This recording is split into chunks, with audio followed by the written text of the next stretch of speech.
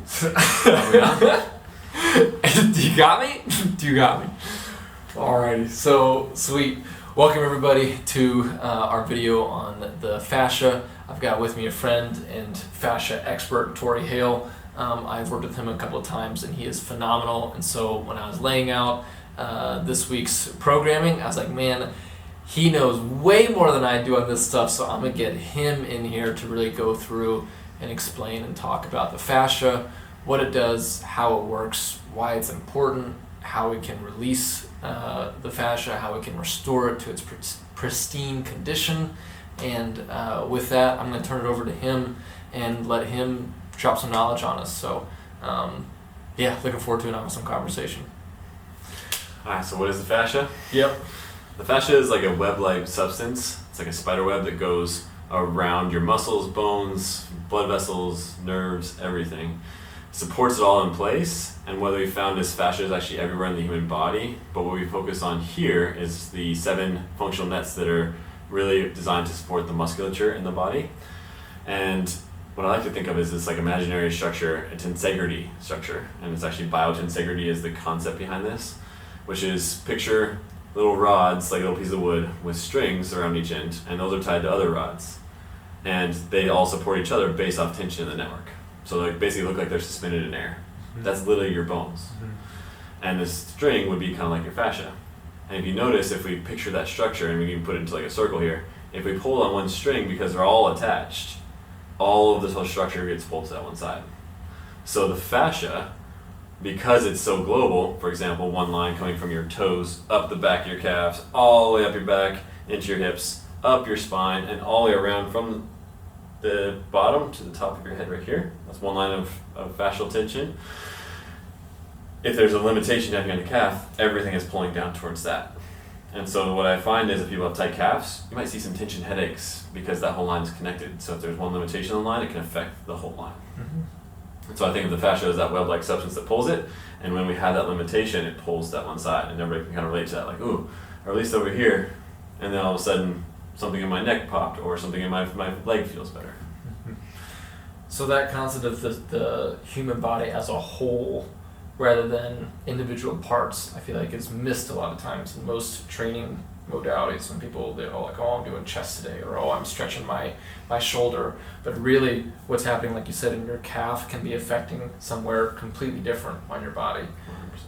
So when people are working on one spot, what is a way that they can think about in terms of when they're releasing one area, how it might be playing or interacting with other parts? So one, just some research and showing where the charts are, because thankfully there's only 7 as opposed to how many muscles there are in the human body. So you can just even start looking at patterns in there, right? And with that, look at what's up or down the chain. So like if we bring up the calf example, well, is there something further down my ankle? Are my feet tight? Which that tends to be a spot, which I'm sure you guys are going through some fascial release on. So if my feet are tight, that can help release here, or the inverse is true, right? So we can think of it in those same patterns. Spiraling, you bring up the baseball player, we were talking earlier about that. And so that's one of the fascial nets. Goes from this foot all the way around, and it comes up across the ribs into this arm, and that's what's building tension. That's not just one muscle at a time, that's your fascia. That is that energy transfer that goes 6 times faster than the nerve impulse to your muscles. That's why energy is able to transfer so quickly, is through the fascia. That is that all the way through. So when we think about functional patterns, how we move in day-to-day life, walking, running, twisting to pick up, twisting to pick up, twisting to throw things, that is what we think of the pattern. So it's like, oh, okay, so if it's opposites, maybe down here or maybe up here goes across. So we have these crisscrossing patterns. So you can start thinking again, how would it move, moving forward and backwards? Calf, maybe it's something up here in my quad or my hamstrings. Maybe it's something in my back in that same line. Gotcha. And you can think again above and below where that tension might be. You can begin exploring. Makes a lot of sense. I think too, one of the things that you're talking about there is, there's so much attention being paid to people's muscles, and like, oh, like muscle training and strength training.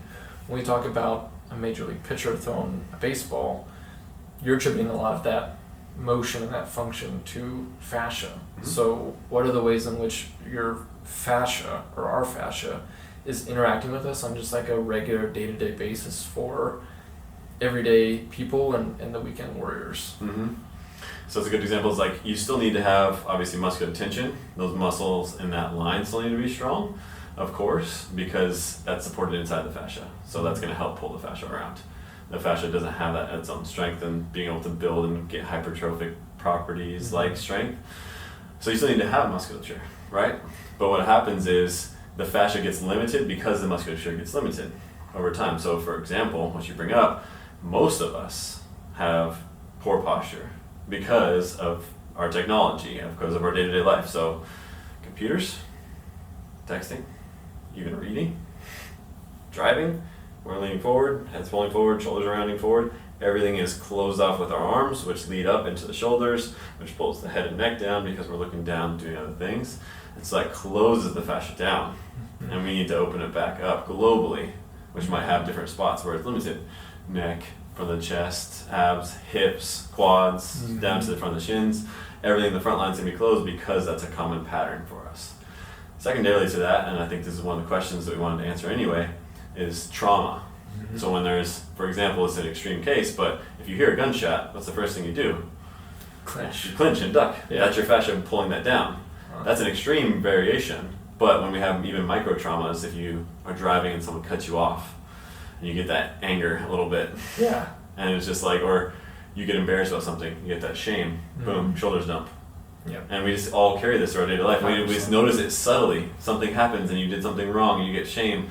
And you can notice that everybody's in a slump and you can see their mood is wrong when they're sad because the shoulders round in. But what if we're like continually in that process all the time in life? Then the fascia gets locked up too because that energy gets stored there. Totally. And so it's like elastic energy, kinetic energy, so we have to figure out ways and tactics to release that. 1000%. I think that too, when you talk about like the extreme examples of gunshots or car wrecks or even like near car wrecks, someone like your boss yelling at you or like getting an email where Just triggers you. Yeah, and it's eliciting not only an emotional response but a physical response as well. I think that we think of those two things as being different, but they're really not. They're the same. And so I know that from the work that I've done with you, you'll bring up, you know, emotions in areas and where certain body parts are linked to certain emotional states or areas of our life.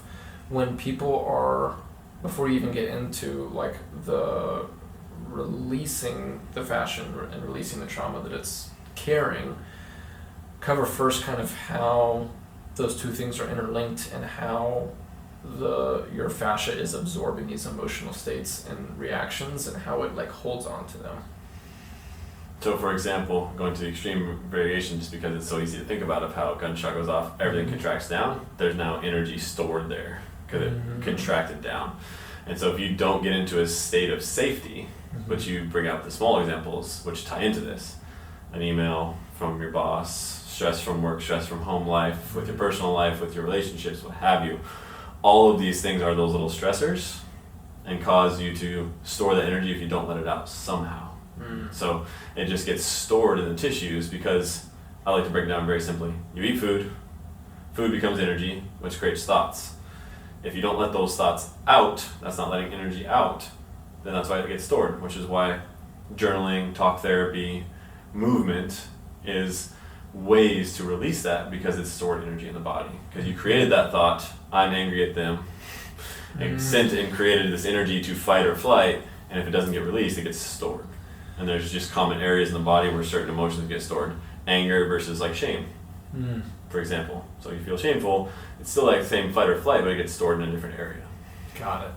I think it's a great point you bring up too with weight, because again, I think that people think about weight as this calories in versus calories out, when we're so complex as humans and as physical beings and as emotional beings that a lot of times these other issues, you mentioned headaches earlier, like there's so many different ways in which our body and our fascia plays into things, that even like weight, and it's not as simple as, oh, I've cut back how many calories I'm taking in and I'm increasing how many calories I'm expending. There's way more variables to that equation that I just don't think we're taking into account like as a global society. So I think that's an awesome point. So You've touched now on emotions and how they play into our fascia and our body and our tissues. One of the other sayings I've heard that I really like is like, the issues are in the tissues. Issues with your dad, issues with your boss, issues with your kids, issues with yourself, like all that stuff, your body is holding on to it. And there's so many people who are looking into this, from Bessel van der Kolk and Amy Cuddy and all these different experts. But now, like, how do we take that knowledge and that understanding, and what do we do with it? Like, how can we work with our fascia? How can we help restore it to its, like, again, its pristine condition, and the way in which it wants to operate, and the way that it wants to interact with us as a healthy, whole human.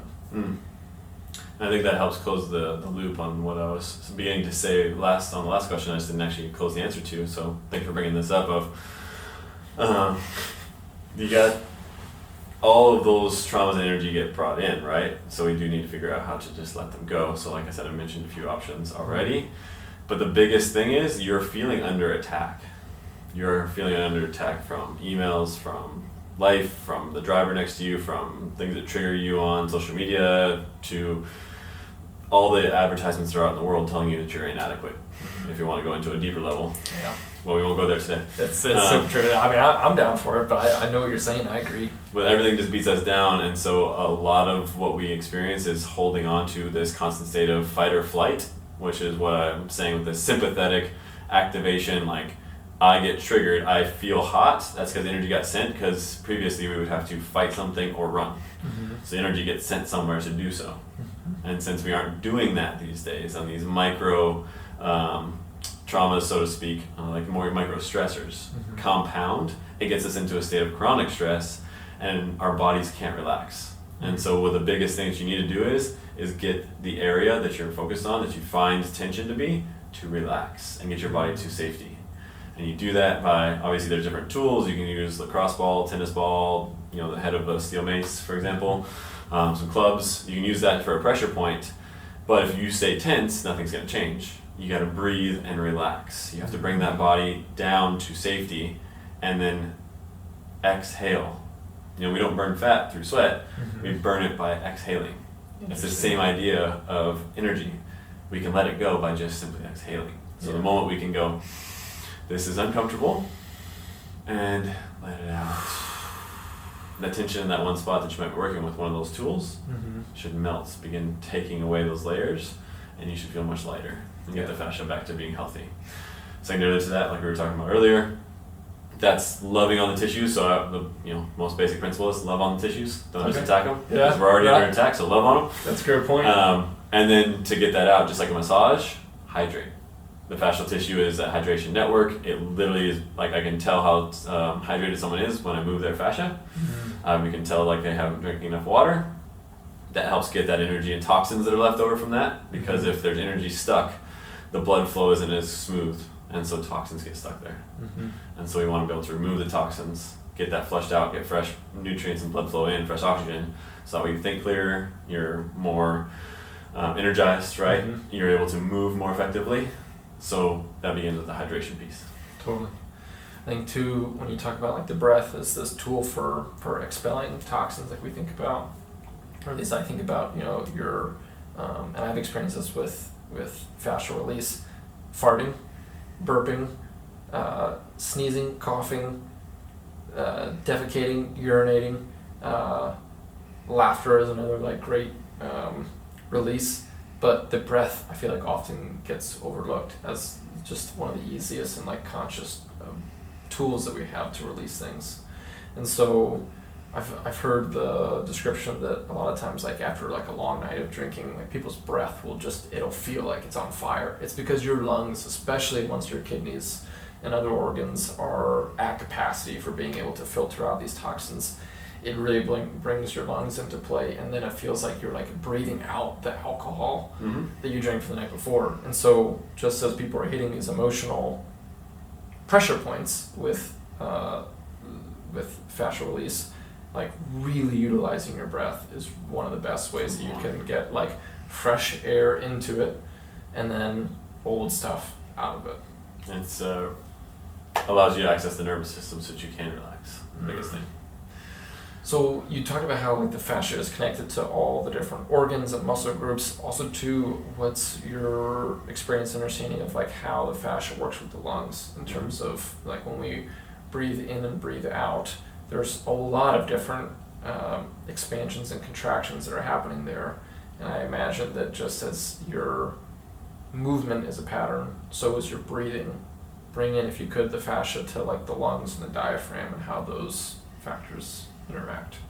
Well, you're spot on. There's fascia everywhere, so there's actually fascia around the lungs. Mm-hmm. So some positions that you get into, like if you think of yoga, upward facing down, downward facing dog, especially when you get the lines kind of slack out of the lines, and all of a sudden you're breathing and you can feel this expansion in your ribs, your back, Mm-hmm. the front when you're in upward facing dog.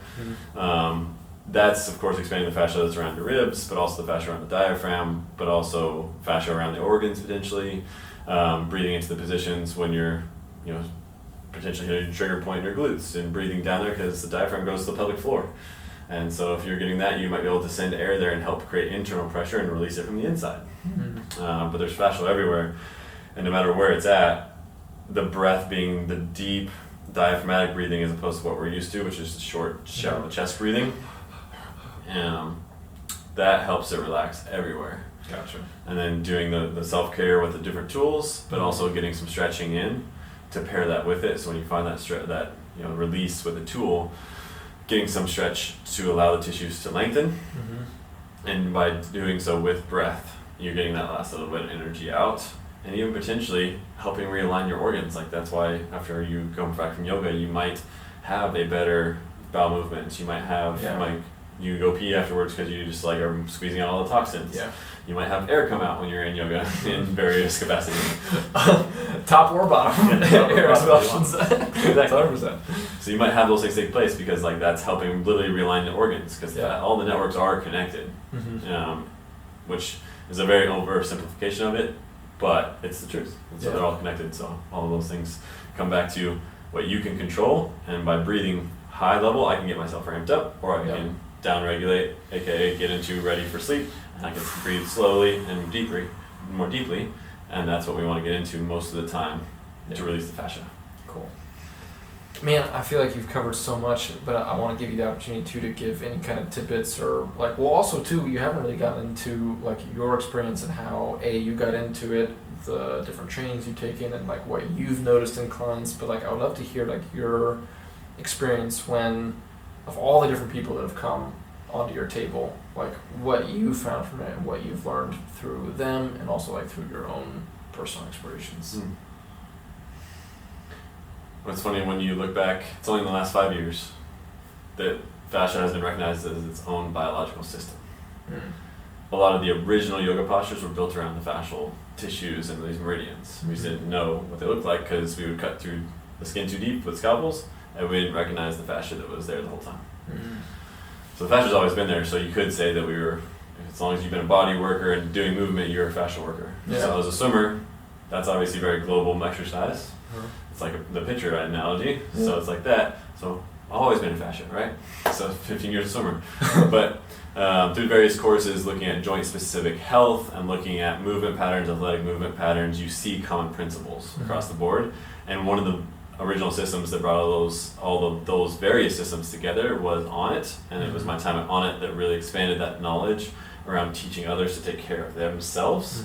And so that's when I really found like, okay, I taught people how to squat, hinge, push, pull, lunge before and carry, but now I'm looking at every single joint and also the fascial health tissue around those joints because that impacts squat, hinge, push, pull. So I got to go back even further. And then I found somebody working at that workplace that would put me through fascial stretch therapy, getting me on the table. So that's how I got introduced to the modality of somebody else performing that on me, and that brought me into going through the certification myself, and then working with clients on the table, and all the things that experiences. Today, someone literally was crying probably like 45 minutes at a time, and it's not like that's my goal at all. It's just like she was going through emotions, and the body was just telling us exactly what's going on. And she was in therapy for 15 years, and she stopped going, and she feels empowered herself. But we found a root today that she hadn't even addressed from like her childhood self. Damn. And it's like she just hadn't addressed that one question she couldn't answer for her childhood self of why she hadn't felt seen, and that's what's being stored here. Dang. we get something like that all the way to like this subtle shame, like, you know, yes, I was a swimmer, my shoulders might round forward because of swimming, but we tend to still only have those patterns that we have emotionally too. So I've seen swimmers who don't have this pull forward because they have confidence. I didn't have that confidence younger, so it's my constant having to fix. And so it's just like, yes, I've let go of it because there's so many years of it, it just wants to go back to that pattern. So I have to consistently fight that and open this up again. It's the same thing with people. How long has it been? How many layers are there? Yeah. And that's what you see varieties of, from her, who felt amazing afterwards, to people who just got on the table and they don't say anything the whole time and just experience release through breath. Yeah. How that's going to come out, it might be different for everybody. But no matter what, the body's keeping the score. And there's that beautiful book that you mentioned, the author there. The body keeps the score. So you have to remember that even if it's emotions that you don't think are there, but you find tension in an area, there's probably something there that's not being addressed still. Yeah. And so that's definitely the biggest commonality. No matter what I found, people are like, oh no, that's nothing there. And then we dive deeper, like what happened today. We found the root. She was like, I thought I had let that go. Yeah. We found a root that had been let go because the body was telling me it's tight here still. Totally. I think too, one of the interesting things that I think about when you share that story is like, I think sometimes we can get caught up in this end goal, whether it's with therapy or getting a fitness trainer or a dietitian or anything. There's this end goal in mind of like losing a certain amount of weight, getting to the bottom of something, like no longer having to deal with a certain problem. But what you talk about there is like it's a process and it's a relationship. And I think that while we can always put more focus and emphasis on our relationships amongst people, there's also the relationship that we have with ourselves. And the relationship that we have with ourselves is also intimately tied to the relationship that we have with our body. And without having to have a specific outcome in mind as we start this, because this is just week one, I think one of the things that I love about this is it is just a process of learning yourself, learning your body, understanding how it moves, understanding how your emotions play into it, understanding how you can work with your body to allow this, these thoughts, beliefs, patterns, identities, all that stuff to move and to come in and come out and get a fresh, clean slate. Is just that. It's a process. There's not necessarily an outcome in mind. There's not a finish point, a finite point where we say, okay, I'm done. It's just that. It's a relationship, and we're learning it, and we're learning our bodies, and we're understanding how we can help them and give it what it wants and what it needs. So I think that's the biggest thing that comes to mind when you talk about that story. But yeah, anything else that you can think of that you would love people to keep in mind as they're going through this process? I know I've talked with you about this a little bit, but anything else that you think that people should know as they get into this relationship building process? Give yourself grace and love on yourself. We always tend to be our own worst enemy and beat ourselves up. Totally. It's the voice in our head that beats us down. And when you start doing this work, it's the same thing. It's either you're not good enough, or the mind comes in and tries to say that you've already reached that end goal, as opposed to like it's part of a process. It's an ongoing spectrum of just like, okay, we got that part going. Oh, something else came up, or like truly, like I even said, I let go of it. No, I haven't let go of it. It's still going to show up at times. Yeah, it's still deeply rooted. Some lack of confidence that's in there. Some shame from some period of time when I was a kid that just got brought up and it hasn't been fully let go all the way. It's still in there. So just give yourself grace and love in that same and as you go through this. Yeah, love that. Love and grace, everybody. Give it to yourselves. Lord knows we're not giving it enough. So, awesome. Tory, thanks so much for that. Appreciate you. Thanks for coming in and dropping the knowledge on the people. So, of course. That's your deep dive on the fascia, and we'll be checking in with you as the week goes on. But get in there and learn your fascia, learn your body, and give yourself love and grace. So, peace.